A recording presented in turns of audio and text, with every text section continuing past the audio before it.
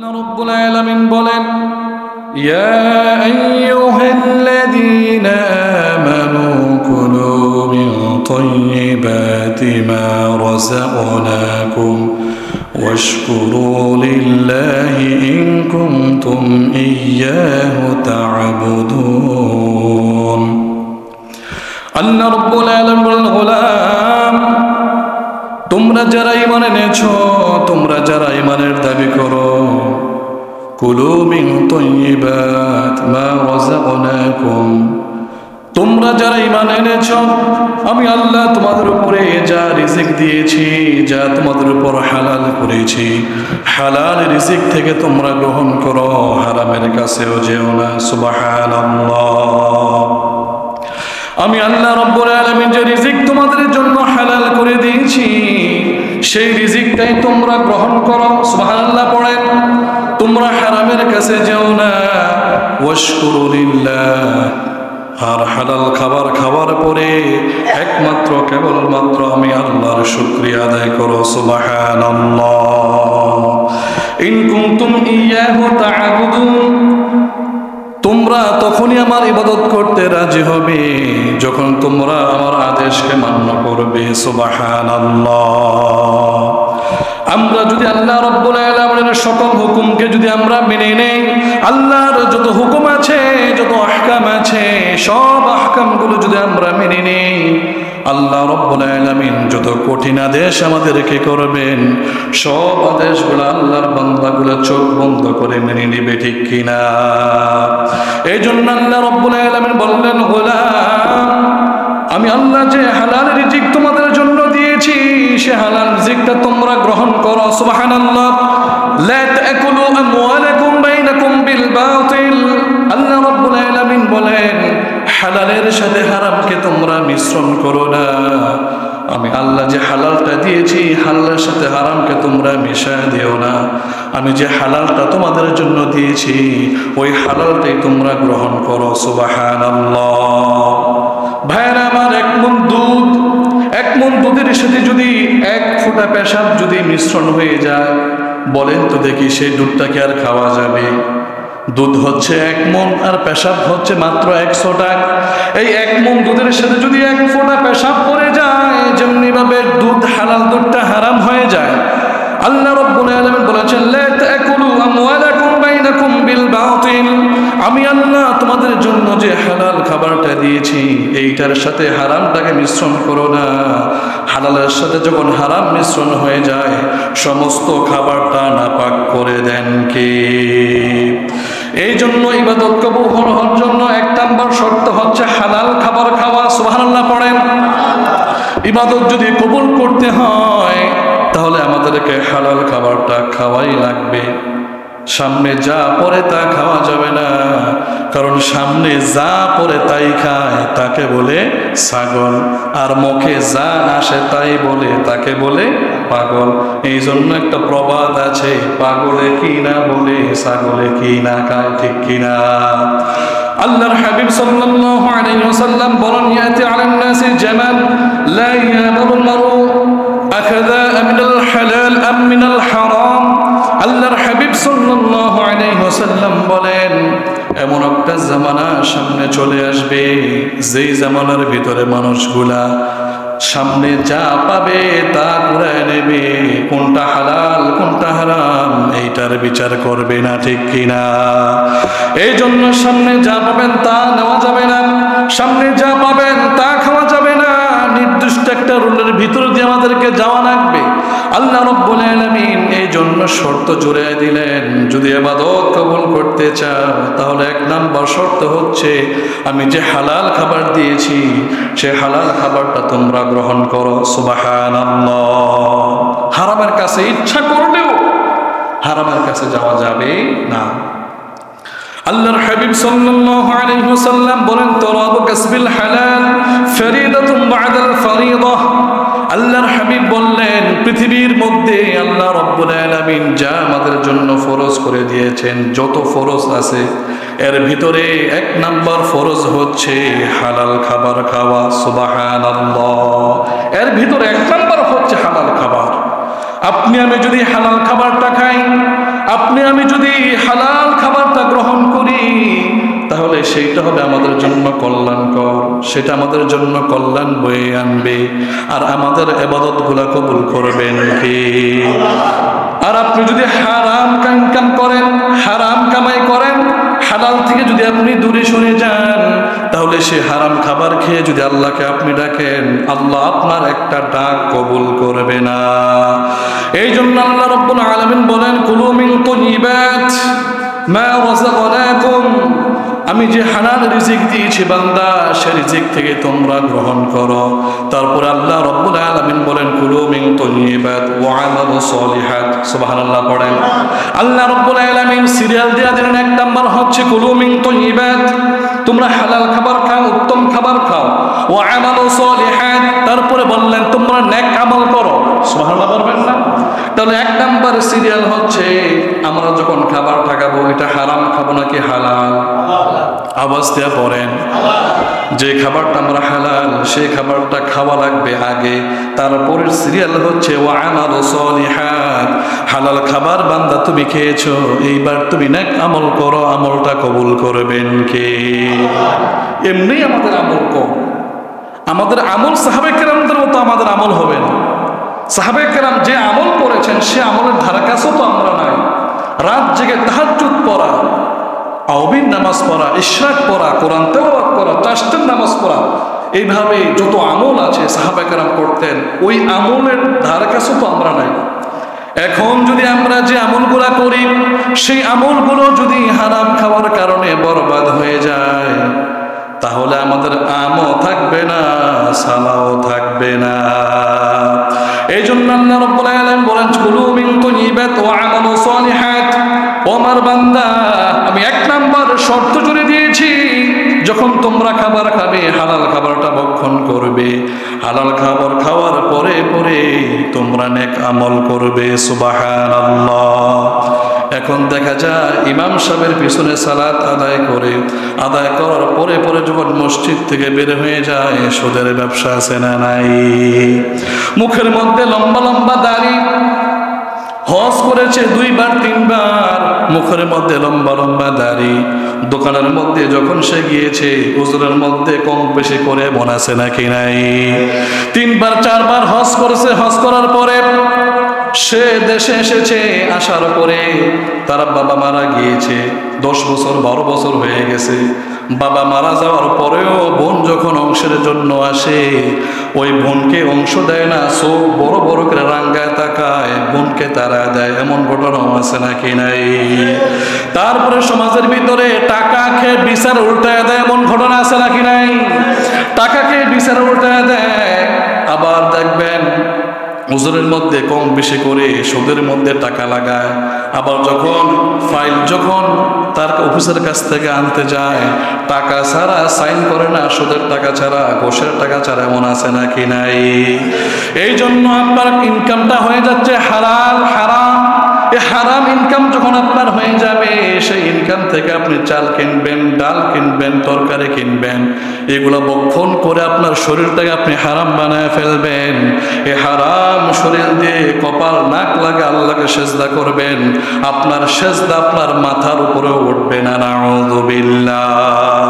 এই জন্য আল্লাহর হাবিব বললেন, এমন একটা জামানা আসবে সবাই সামনে যা পাবে তাই নেবে।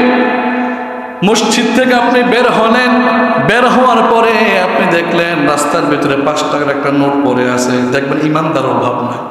টাকাটা কার পড়তে বললো, 10 টাকা পড়েছে, দেখবেন সবাই খুঁজে খুঁজে টাকাটা দিয়ে দেয়। আর ওই টাকার অঙ্ক যদি বড় হয়ে যায়, 500 1000 টাকা হয়ে যায়, তখন খেয়াল করে দেখবেন ডাক আর দেয় না, পারলে জুতা নিয়ে সে টাকার উপর দাঁড়ায় থাকে। ঠিক কিনা বলেন? এই জন্য টাকা যখন কম হয় ইমানের পাওয়ার থাকে বেশি, আর টাকা যদি বেশি হয়ে যায় তখন দেখবেন ইমানের পাওয়ারটা কমে আসে। রাস্তার ভিতর আপনি 20 টাকা পাইলেন, সেই টাকাটা হালাল না হারাম? আপনার জন্য খাওয়াটা হালাল না হারাম? এটা হক কি? এর মালিকটা আপনি দেখেন। যে পথিক হারিয়েছে এটার মালিক তো সে, এটা আপনি খেতে পারবেন না। যখন কম হয় আমরা ডেকে দিয়ে দিই, আর যখন বেশি হয়, সবাই এরকম না বলছি না, যখন অঙ্কটা বেশি হয়ে যায় তখনই আমরা এটাকে নিজের ভাবতে থাকি, নিজের মনে করতে থাকি এটা করা যাবে না, এইটা কি হয়ে যাবে, হারাম হয়ে যাবে। এজন্য আল্লাহর হাবিব বলেন ইয়াতি আলিন নাসি জামান, এমন একটা সময় আসবে, এমন একটা কাল এসে যাবে, ইউবালিল মারউ আমিনাল হালাল আম মিনাল হারাম, এমন একটা সময় আসবে, এমন একটা কাল আসবে আমাদের সামনে, যেই সময়টার ভিতরে সব মানুষগুলা ডান হাতে বাম হাতে যা পাবে সব পকেটের মধ্যে পড়বে, কোনটা হালাল কোনটা হারাম এইটার বিচার করতে যাবে না। নাউযুবিল্লাহ। ভাইরা আমার, এজন্য যদি জাল যদি ছেঁড়া হয়ে যায় আর ডুলা যদি ভালো থাকে কাজে লাগবে। মাছ আপনি একটা পান আর দুইটা পান ডুলার মধ্যে থাকবে, আর যদি জাল যদি আপনার ভালো থাকে, যদি ডুলা যদি ছিদ্র থাকে, মাছ একটাও থাকবে না। ঠিক কিনা বলেন? এই জন্য আপনি যা আমল করেন, যে আমলগুলো আপনি করেন, অল্প করেন, কোনো সমস্যা নাই। বলেন নবী সাল্লাল্লাহু আলাইহি ওয়াসাল্লাম আখলিস দীনাকা ইয়াকফিকাল আমালুল কলিল। আল্লাহর হাবিব বলেন তোমার ঈমানটাকে তুমি সঠিক করো, খাঁটি করো, তোমার আমলটাকে তুমি খাঁটি করো। ইয়াকফিকাল আমালুল কলিল, যদি আমলটা কম হয়ে যায়, আমলটা যদি অল্প হয়ে যায়, নাজাতের জন্য যথেষ্ট হয়ে যাবে। সুবহানাল্লাহ। এই জন্য সারা রাত আপনি মাছ ধরলেন, মাছ ধরে ডুলার মধ্যে রাখলেন, রাখার পরে সকালবেলা আপনি বিক্রি করবেন, যে টাকা পয়সাগুলো আপনি পাবেন সন্তানদের জন্য আপনি খরচ করে বাড়িতে নিয়ে যাবেন। সকালবেলা যখন আপনি দেখলেন ডুলা যখন উপর দিক তুললেন, দেখলেন একটা মাছ নাই, এইবার আপনি ভাবলেন কি করা যায়, আমি তো দিন আনি দিন খাই, মাছ তো ডুলার মধ্যে নাই। এইবার একজন পরামর্শ দিল, ভাই রাত্রে মাছ ধরেছ, একটা তো ডুলার ভিতরে নাই, একটা পরামর্শ দেই, ডুলাটা ভালো করে নিয়ে আসো, দিনের বেলা আবার মাছ ধরো, বিকালবেলা বিক্রি করে সন্তানদের জন্য খাবার নিয়ে বাড়িতে যাইও। সুবহানাল্লাহ।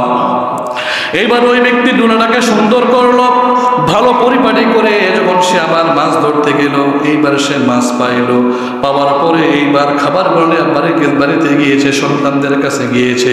তাহলে বলুন তো দেখি তার সমস্যা জালের ভিতরে নাকি ডুলার ভিতরে? এই জন্য জাল যদি ছিদ্র হয়, একটা মাছও যদি লাগে, যদি ডুলা ভালো থাকে মাছ থাকবে, আর যদি জাল ভালো হয় ডুলা যদি ছিদ্র হয়ে যায়, তাহলে যত মাছ রাখবেন সব পড়ে যাবে। এই জন্য আল্লাহ রাব্বুল আলামিন বললেন, বান্দা তোমরা হালাল খাও, কুলু মিন তাইয়্যিবাত ওয়া আমালু সালিহাত, তোমরা হালাল খাবারটা খাও।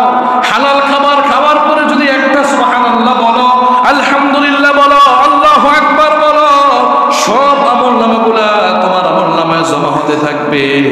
আর যদি হারাম খাবার খাও, এইবার তাহাজ্জুদ যদি পড়ো, ইশরাকের সালাত যদি পড়ো, আওয়ামের নামাজ যদি পড়ো, তাহাজ্জুদের সালাত, পাঁচ ওয়াক্ত সালাত, সব কিছু আপনি পড়লেন, একটা নামাজ একটা আমল হারাম খাওয়ার কারণে আল্লাহর দরবারে কবুল হবে না। নাউযুবিল্লাহ।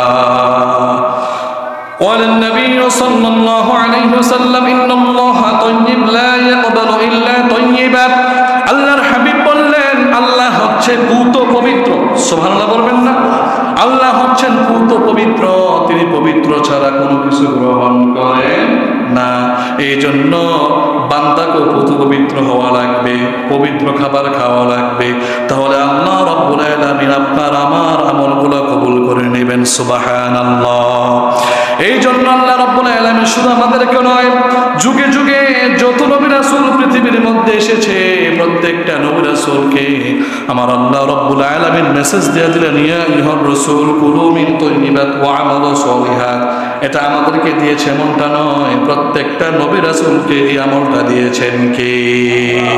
তার মানে আল্লাহ পাক চান যে প্রত্যেকটা নবী রাসূল যেন হালাল খাবার খেয়ে পবিত্র হয়ে নেক আমল করতে পারে। সুবহানাল্লাহ।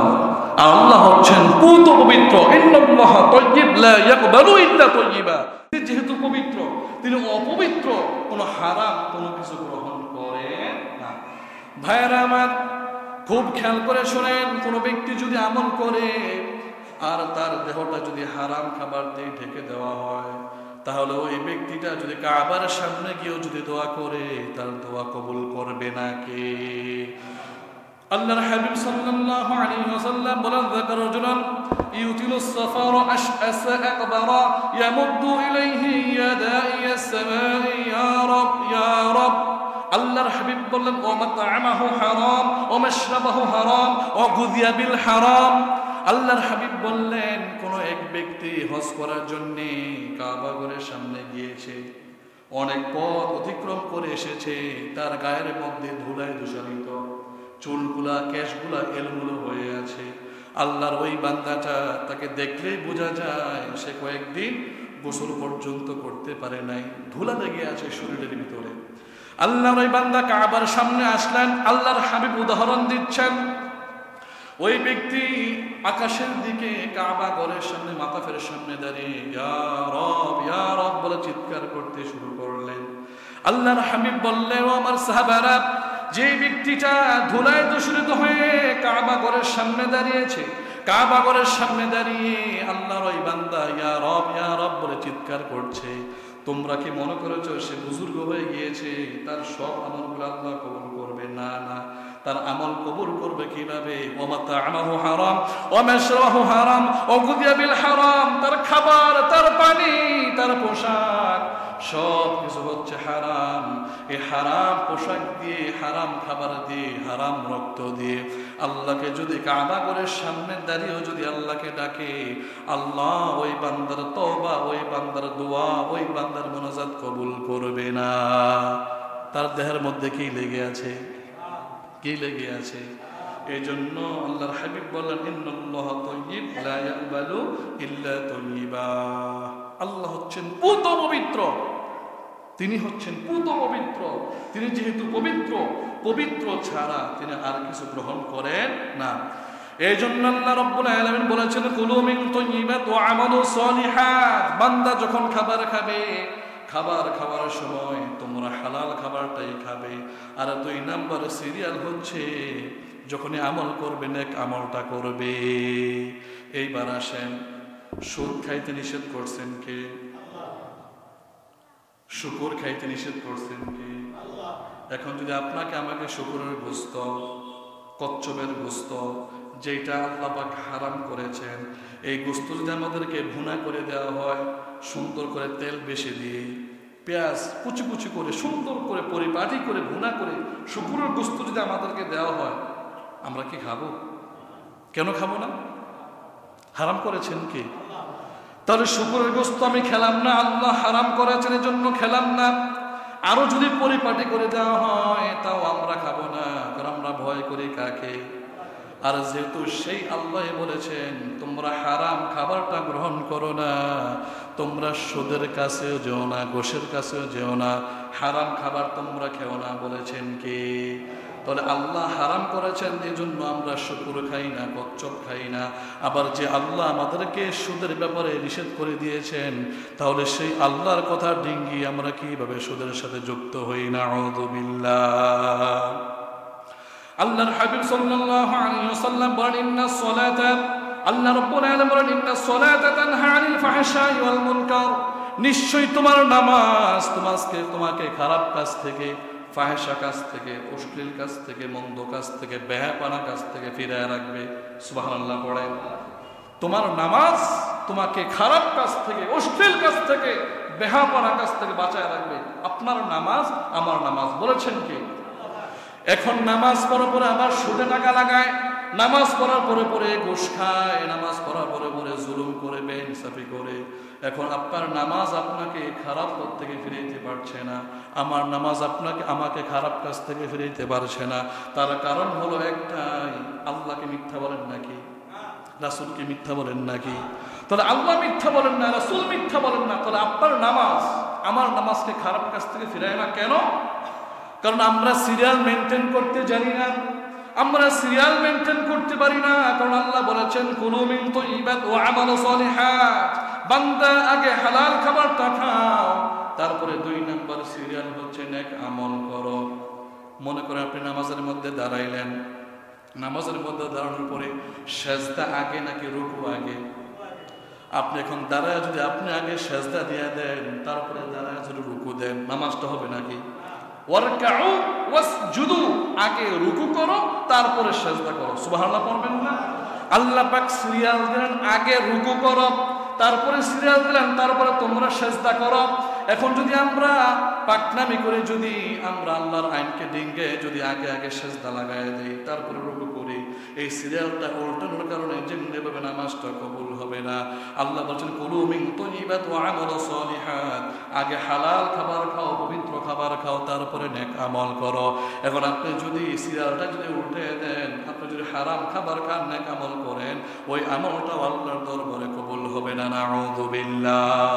এই জন্য আপনার নামাজ, আমার নামাজ খারাপ কাজ থেকে ফিরাইতে পারে না। এজন্য যে ব্যক্তিরা কাবা ঘরের সামনে দাঁড়িয়ে ইয়া রব বলে চিৎকার করে, তার চিৎকার আল্লাহ শোনেন না, আল্লাহ তার ডাকে সাড়া দেন না। তাহলে আপনি আমি যদি হারাম খেয়ে আল্লাহকে ডাকি, আল্লাহকে শুনবেন বলেন? কারণ তিনি হারাম কোনো কিছু গ্রহণ করেন না। এজন্য শরীর পাক, কাপড় পাক, নামাজের জায়গা পাক, সতর ঢাকা, কিবলামুখী হওয়া, ওয়াক্ত মতো নামাজ পড়া, নামাজের নিয়ত করা। এর ভিতর দেখেন 1 নাম্বার হচ্ছে শরীর পাক, কাপড় পাক। শরীরটা পাক হওয়া লাগবে, শরীরটার ভিতরে হারাম ঢোকানো যাবে না। আল্লাহর হাবিব সাল্লাল্লাহু আলাইহি ওয়াসাল্লাম বলেন কুল্লু লাহমিন নাবাতা মিনাস সুহতি ও কুল্লু লাহমিন নাবাতা মিনাস সুহতি, যে ব্যক্তির শরীরটা নাপাক খাবার দিয়ে, হারাম খাবার দিয়ে ঢেকে গেল, হারাম খাবার ভিতরে ঢুকে গেল, ঢোকার পরে ওই ব্যক্তিরা যদি হারাম শরীর নিয়ে যদি আল্লাহকে সেজদা করে, ওই সেজদাটা আল্লাহ কবুল করবে না। আবার আল্লাহর হাবিব সাল্লাল্লাহু আলাইহি ওয়াসাল্লাম বলেন মানিশতারা সাওয়ান বিআশরি দিরহাম ও ফীহি দিরহামুন হারাম। আল্লাহর হাবিব বললেন কোন ব্যক্তি যদি 10 দিরহাম দিয়ে একটি কাপড় ক্রয় করে, কয় দিরহাম?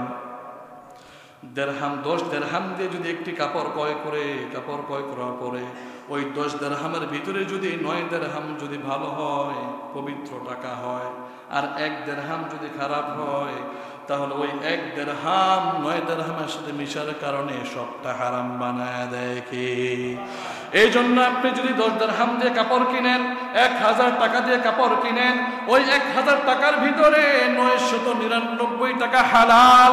আর কোনো কারণে মনের অজান্তেও যদি 1 টাকা যদি এখানে ঢুকে যায়, আপনি জানেন না, আমি জানি না, বিনা কারণে যদি 1 টাকা হারাম যদি হালালের সাথে মিশে যায়, ওই 40 মণ দুধের সাথে 1 ফোঁটা সোনা পড়লে যেমনি হারাম হয়ে যায়, ওই 999 টাকা 1 টাকা হারাম হওয়ার কারণে সবটাকে হারাম বানায় দেয়। কি সব হারাম হয়ে যাবে। আপনি সে কাপড় পরে সালাত পড়বেন, কবুল হবে না। সেই সালাত পরে আপনি আল্লাহকে ডাকবেন, কবুল হবে না। আমাদের নামাজটা নামাজের মতো হয়, এমনটাই তো আল্লাহ চান, ঠিক কিনা বলেন? নামাজটা যেন নামাজের মতো হয়, আল্লাহ সব হুকুম মেনে যেন সালাতটা হয়। আর যদি খামখেয়ালি ভাবে আপনার মতো আপনি, আমার মতো আমি কোনো তোয়াক্কা করলাম না, আল্লাহর হুকুম কোনো মানলাম না, আমাদের খামখেয়ালি ভাবে আমাদের মন মতো যদি সালাত করি, সেই সালাতকে আল্লাহ কবুল করুন বলেন? সালাতের ভিতরে খুশু থাকা লাগবে, সালাতের ভিতরে হালাল থাকা লাগবে, হারাম মিশ্রণ থাকবে, কোনো সালাত কবুল হবে না। যে সালাতটা আমরা আদায় করি এটা নামাজের মতো হয়, কিন্তু নামাজ এটা রাসূলের সাথে মিলে না। রাসূল হারাম খান নাই, সাহাবায়ে কেরাম হারাম খান নাই। আমরা যদি হারাম খেয়ে নিই, এই হারাম খাওয়ার পরে যদি সালাত করি, রাসূলের সাথে মিলে নাই, এই জন্য এই সালাতটা আল্লাহ কবুল করবে না। পুতুল দেখেন, পুতুল দেখতে হুবহুব মানুষের মতো, ঠিক না? চোখ আছে, কান আছে, মুখ আছে, চুল আছে, হাত আছে, পা আছে, আবার দেখবেন যে শব্দ করি, ঠিক না? এখন এই পুতুলকে কি মানুষ বলা যাবে? কেন বলা যাবে না? যদি মানুষের অভাব তার ভিতরে থাকে, অবয়বটা থাকার পরেও তাকে মানুষ আমরা বলতে পারি না, কারণ তাকে আপনি যদি প্রশ্ন করেন উত্তর সে দিতে পারবে না। এজন্য পুতুলটা দেখতেও যদি মানুষের মতো হয়, মানুষ না। আমরা যে সালাতটা আদায় করে দেখতে সালাতের মতো, আসলে রাসূল যেমনি সালাত করেছেন সেই সালাতটা সেমনি হয় নাই, যার কারণে এই সালাতটা আল্লাহর দরবারে কবুল হয় না। এজন্য শর্ত হচ্ছে 1 নাম্বার, আপনাকে হালাল খাবারটা খেতেই হবে, খাওয়াই লাগবে। আর যদি আপনি হালালের ধার না ধারেন, ইচ্ছা মতো আপনি হারাম খাবারটা খেয়ে নেন, তাহলে হারাম খাবার খাওয়ার পরে আপনি ইবাদত করবেন, আল্লাহর দরবারে কবুল হবে না।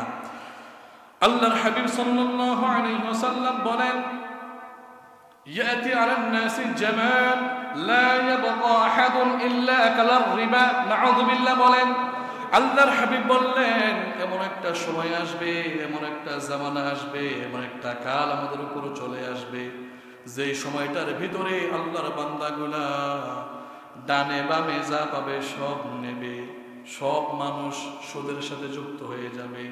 লা ইয়াবকা আহাদুন ইল্লা আকালার রিবা, একটা মানুষ বাদ থাকবে না যে ব্যক্তি সুদ গ্রহণ করবে না। নাউযু বিল্লাহ। বলেছেন কে? মুহাম্মাদুর রাসূলুল্লাহ। একটা মানুষ বাদ থাকবে না। এই হাদিসটা যখন আমি পড়লাম ভিতরে ভয় চলে আসলো। আমি যখন ব্যাখ্যা করতে শুরু করলাম তখন দেখলাম কিভাবে যুক্ত হয়ে যায়।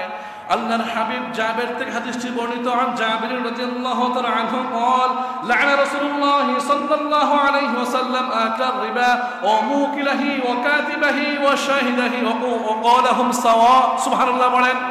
আল্লাহর হাবিব জাবের থেকে হাদিসটি বর্ণিত, তিনি বলেন আল্লাহর হাবিব 4 শ্রেণীর ব্যক্তি মানুষকে লানত দিয়েছেন। কয় শ্রেণীর মানুষকে?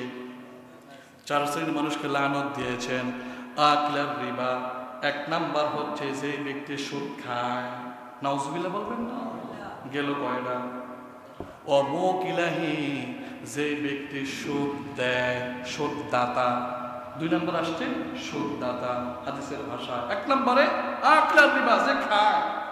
2 নাম্বার হচ্ছে অমুকিলাহি, যে ব্যক্তি দেয়, তার মানে খাওয়ারটা আগে আর যে ব্যক্তি দেয় এটা হচ্ছে দ্বিতীয়। ওয়াকাতিবাহি, যে ব্যক্তি লেখে, স্টামের ভিতরে লেখে কিনা বলেন। ওয়াশাহিদাহি, আর যে ব্যক্তি সাক্ষী থাকে।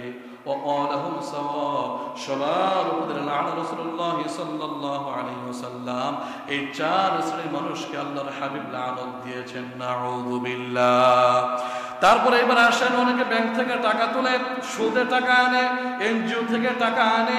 আবার কেউ দেখবেন রাসূল যে বললেন লা ইয়াবকা আহাদুন ইল্লা আকালার রিবা, একটা মানুষ বাদ থাকবে না। আপনি সুদ খাইলেন না, আপনি সুদ দিলেনও না, আপনি লেখলেন না, আপনি সাক্ষীও থাকলেন না, তাহলে আপনি কিভাবে যুক্ত হয়ে গেলেন? এইগুলোর সাথে না থেকেও আপনি ব্যাংক থেকে টাকা তুলে নিয়ে আসলেন কিস্তিতে। এইটা কি হালাল নাকি হারাম? অভাবে পড়ে আনলে কি হালাল হবে? অভাবে পড়ে যদি কেউ টাকা আনে কি হালাল হবে? অভাবে পড়ে আনলো হারাম, আবার স্বাভাবিক অবস্থায় সচ্ছল অবস্থা আনলো এটা সমান তালে হারাম। আবার এটার ব্যাখ্যার মধ্যে এসেছে হয়তো শুধু ব্যক্তির সাথে তার লেনদেন আছে, ওঠা বসা করে, তারপরে খাবার খায়, আছে নাকি নাই, এইভাবে কোনো না কোনোভাবে সে যুক্ত হয়ে যাবে। এই জন্য আল্লাহর হাবিব বললেন এমন একটা কাল চলে আসবে, এমন একটা সময় চলে আসবে, আল্লাহর একজন বান্দা এটা থেকে রেহাই পাবে না। নাউযু বিল্লাহ। এখন কোনো ব্যক্তি যদি সুদের সাথে যুক্ত হয়ে যায়, হারামের সাথে যুক্ত হয়ে যায়, তাহলে কি হবে? আল্লাহর হাবিব বলেন মান আকলা দিরহামুর রিবা, কোন ব্যক্তি যদি সুদ খায়, সিত্তাতে ওয়াসালাসিনা জানিয়া, আল্লাহর হাবিব বললেন 1 টাকা যে সুদ খায় 36 বারে জিনার গুনাহ। নাউযু বিল্লাহ। কতবার? কয় টাকা খেলে? 1 টাকা খেলে 36 বার জিনার গুনাহ। সমাজের ভিতরে যদি কোনো মহিলা থাকে, পতিতালয়ের মহিলা, ওই মহিলা যদি দেহ ব্যবসা করে, তার শারীরিক সম্পর্ক যদি পরপুরুষের সাথে করে, জানাকারী মহিলা, সমাজের মানুষ তার নিন্দা করে কিনা বলেন? সমাজের মানুষ তাকে নিন্দা করে। ওই ব্যক্তি যদি মারা যায়, আল্লাহর বান্দি যদি মারা যায়, আল্লাহর বান্দি মারা যাওয়ার পরেও দেখবেন তার জানাজার মধ্যে মানুষগুলো শরীক হতে চায় না, মানুষগুলো থাকতে চায় না। জানাকারী মহিলা তার নামাজের ভিতরে, জানাজার ভিতরে আমরা থাকবো না, থাকতে চায় না। তাহলে হিসাব করে দেখেন, ওই ব্যক্তি, ওই মহিলাটা 10 বার জেনা করেছে, অথবা 20 বার জেনা করেছে, অথবা 100 বার জেনা করেছে। নাউযুবিল্লাহ পড়েন। তাহলে ওই মহিলাটা 100 বারে জেনা করার কারণে যদি ওই মহিলাটা জেনাকারী মহিলা হয়ে যায়, তারা জানাজার ভিতর যদি মানুষ না থাকে, মানুষ যদি জামায়াত হতে না চায়, তাহলে আল্লাহর হাবিব বলছেন যে ব্যক্তি 1 টাকা সুদ খায় সেজন্য 36 বারে জেনা করলো। এখন যদি কেউ ব্যক্তি 100 টাকা সুদ খায়, কতবার হয়? 3600 বার। কতবার?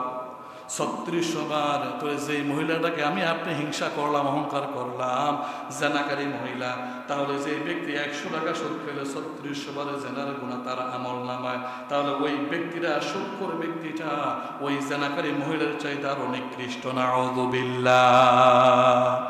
এখন তারা জানাজার ব্যাপারে যদি এমনটা ভাবা লাগে, সমাজের ভিতরে যারা সুদ খায়, যারা ঘুষ খায় তাদের ব্যাপারে আপনি কি করবেন? এইবার সিদ্ধান্ত আমাদের। কিন্তু আজকে তারা জানাজা খুব নামডাক করে হয়, কিন্তু ওই মহিলার জানাজা ঠিক মতো হয় না। তাহলে এবার বলেন তো কি 100 টাকা সুদ খায় নাকি লাখে 20-30? আমি এমনও শুনেছি আফসোস হয়, বিদেশ থেকে টাকা পাঠায়, স্বামী বিদেশ থেকে টাকা পাঠায়, স্ত্রী সেই টাকা সুদে লাগায়। নাউজুবিল্লাহ বলবেন না? আবার তাকে বলা হয় তুমি গুনাহগার হবা, আমিও গুনাহগার হয়ে যাব, আমাকে কি একটু কি ছাড় টাড় দেওয়া যায় না? এবার দেখেন ওই আল্লাহর বান্দে কি জবাবটা দেয়, কয় জাহান্নামে গেলে আমি যাব, শাস্তি ভোগ করলে আমি ভোগ করবো, 1 টাকাও কম হবে না। নাউযুবিল্লাহ। আশ্চর্য হয়ে গেলাম আমি, আল্লাহর ভয় তোমার ভিতরে নাই কেন? আল্লাহর ভয় তোমার ভিতরে আসে না কেন? আবার আল্লাহর হাবিব সাল্লাল্লাহু আলাইহি ওয়াসাল্লাম বলেন রিবা 70 জুজআন আইসারা আইয়ানকিহার রাজুলু উমাহাত। আল্লাহর হাবিব বললেন কোন ব্যক্তি যদি সুদের সাথে যুক্ত হয়ে যায়, তাহলে ওই ব্যক্তি, যেই ব্যক্তি সুদের সাথে যুক্ত আছে, ওই ব্যক্তি যেন তার আপন মাকে বিবাহ করলো, মায়ের সাথে জিনা করলো। নাউযুবিল্লাহ। খুব খেয়াল করে শোনেন, ইউরোপের ভিতরে এমন কিছু কান্ট্রি আছে, এমন কিছু দেশ আছে, যেই দেশের ভিতরে পুরুষ পুরুষকে বিবাহ করে। নাউযুবিল্লাহ বলবেন না? যেটাকে সমকামিতা বলা হয়। আবার মেয়ে মেয়েকে বিবাহ করে, এমন কি শুনছেন? ওইখানে ওই দেশগুলোর ভিতরে, ইউরোপের ভিতরে বা আশেপাশে, এখানে দেখবেন যে মেয়ে মেয়েকে বিবাহ করে, ছেলে ছেলেকে বিবাহ করে। কিন্তু এমন আইন এখনো হয় নাই যে ছেলে মাকে বিবাহ করবে। নাউযুবিল্লাহ পড়েন। মেয়ে মেয়েকে যদি বিবাহ করে আমাদের ইসলামের দৃষ্টিকোণ থেকে হারাম, আবার যদি ছেলে ছেলেকে বিবাহ করে এটা ইসলামের দৃষ্টিকোণ থেকে হারাম। কিন্তু ওই পাপাচার দেশগুলোর ভিতরেও কোন ছেলে মাকে বিবাহ করবে এমন বৈধ তারাও করে না।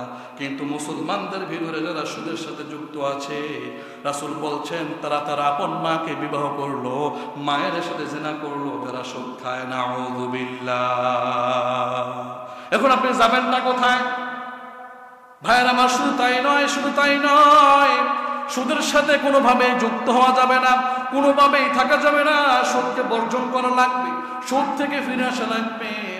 ভাইয়েরা আমার, কত মানুষ বিভিন্নভাবে সুদের সাথে যুক্ত হয়ে যাচ্ছে। আজকে ঘরে ঘরে সুদ ঢুকে গেছে, ঘরে ঘরে সুদ। কিভাবে টাকাটাকে বাড়ানো যায়, কিভাবে টাকাটাকে বড় করানো যায়, অথচ আমরা আল্লাহর হুকুমে শুকুর খাই, আল্লাহর হুকুম মেনে আমরা শুকুর খাই না, আমরা কচ্ছপ খাই না, আমরা হারাম খাই না। আবার সে আল্লাহর হুকুমকে ডিঙ্গে আমরা হারামকে গ্রহণ করে নিচ্ছি, সুদকে গ্রহণ করে নিচ্ছি। আমরা মনে করতেছি আমাদের টাকাটা বর্ধিত হচ্ছে, বেড়ে যাচ্ছে। আসলে না, এটা আল্লাহর কাছে বর্ধিত হয় না। আপনি আরো ভাবতে পারেন এগুলো বর্ধিত হয় না। সাময়িক চোখে আপনি দেখতে পাচ্ছেন যে আপনার টাকাটা বেড়ে যাচ্ছে, বেশি হয়ে যাচ্ছে। আমি আল্লাহর কসম করে বলি, কোনো বরকত হারামের ভিতরে নাই। আপনি আজকে আছে তো, কালকে আছে, পরশু আছে, তরশু আছে।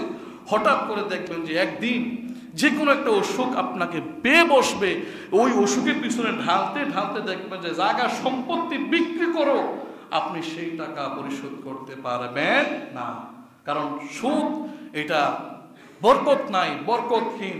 আর যেটা হচ্ছে যাকাত, দান, সদকা, হালাল, ওইটার মধ্যে বরকত রেখেছেন কে? এজন্য আল্লাহর হাবিব সাল্লাল্লাহু আলাইহি ওয়াসাল্লাম বলেন, সুদের মধ্যে ৭০-৭৩টি গুনাহ, এর মধ্যে সর্বনিম্ন গুনাহ হচ্ছে মাকে বিবাহ করা। নাউযুবিল্লাহ।